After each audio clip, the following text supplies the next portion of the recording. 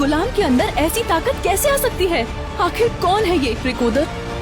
इसकी सच्चाई का जल्दी पता लगाओ। ये गुलाम मुझे चाहिए, इसे कोई हाथ भी नहीं लगाएगा। अब ये मेरा है, मेरी एक इच्छा के बदले मैं इसे मांगती हूँ। राजकुमारी, आप अपनी आखिरी इच्छा एक मामूली सा गुलाम पे क्यों बर्बाद करना चाहती हैं?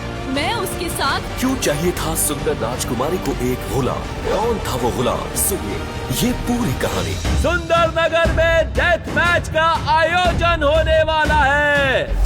राजकुमारी मणिकर्णिका भी इस आयोजन में पधार रही है। मौत का खेल तो इन अमीरों ने अपना शौक बना रखा है। डेथ मैच में गुलामों के लिए एक नियम बनाया गया था। अगर एक भी गुलाम राज परिवार के किसी भी योद्धा को हराकर जिंदा बच जाए तो उसके साथ सारे गुलामों को आजाद कर दिया जाएगा। लेकिन ये सब इतना आसान नहीं था, क्योंकि इन गुलामों की जिंदगी नरक से बदतर थी और इन्हीं गुलामों के बीच कैद था 16 साल का नील वायुपुत्र, जो कोई आम कैदी नहीं था। कल आजादी का नया सूरज निकलेगा। हालत देखिए अपनी और हम सब की। पूरे दिन हमें पीटा जाता है, हम तो अपने पैरों पर ठीक से खड़े भी नहीं हो सकते। अब चाहे मणिकर्णिका आए या यमराज, कल मैं यहाँ से निकल के ही रहूंगा।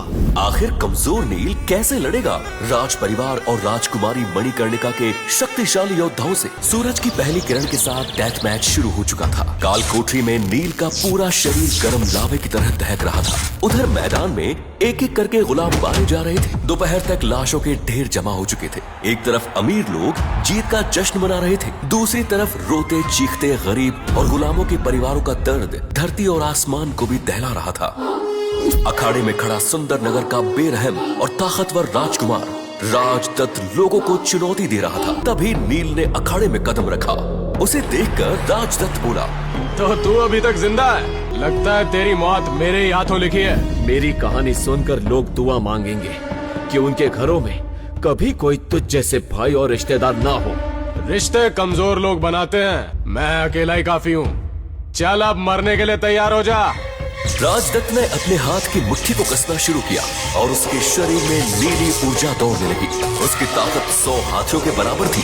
राजदत्त ने नील के सीने पर उसी मुक्के से वार कर दिया। नील कई फुट दूर जाकर गिरा, लेकिन इस बार उसे जरा भी दर्द का एहसास नहीं हुआ। राजदत्त को इसकी उम्मीद तक नहीं। थोड़ा और दम लगा राजदत्त, इतना मेरे लिए काफी नहीं है। राजदत्त भूखे भेड़िए की तरह नील पर टूट पड़ा।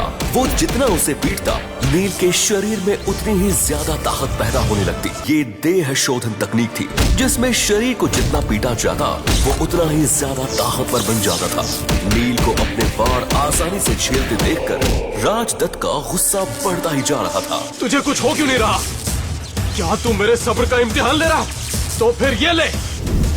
राजदत्त ने नंदी सहस्त्र मुष्टिका से नील पर हमला कर दिया, जिसकी ताकत 10 परमाणु बमों के बराबर थी। तो नील कई फुट दूर जाकर गिरा। शोरगुल थम गया।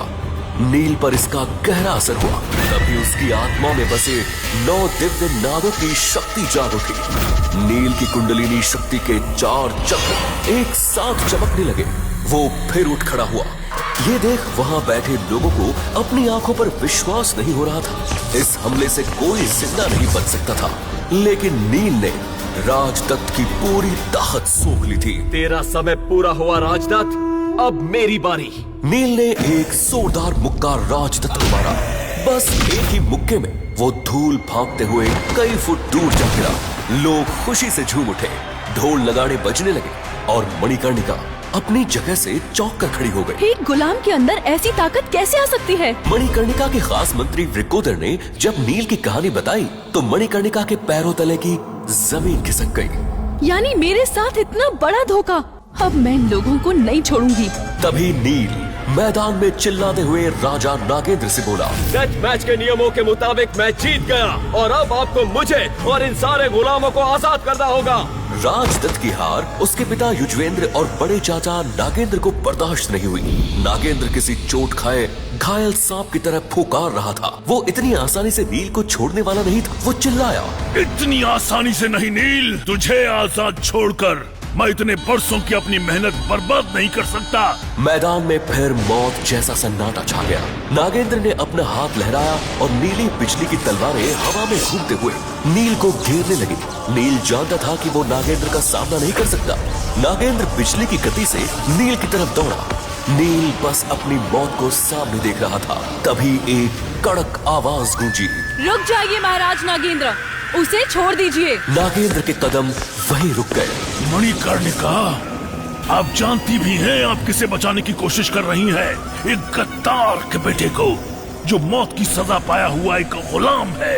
याद है आपने मुझे एक वचन दिया था, उस वचन के बदले मैं इसका जीवन दान मांग रही हूँ। नागेंद्र ने अपनी तलवार भटक दी। सम्राट बिंदुसार की बेटी की बात टालने की औकात नागेंद्र की नहीं थी। नील के साथ बाकी गुलामों की बेड़ियां भी खोल दी गई।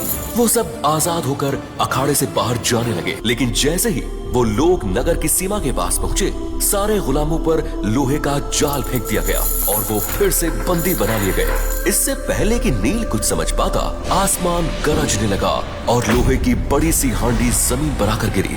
उसमें से एक घिनौना सा दिखने वाला बूढ़ा आदमी बाहर निकला, जिसे देखकर सबकी चीखें निकल गई। नील गरजा, कौन हो तुम? तुम्हारी मौत अघोरा। अघोरा ने नील को अपनी हांडी में खींचा और उसे अपनी पीठ पर लाद कर फरार हो गया। सबके चेहरे मौत के डर से सफेद पड़ चुके थे।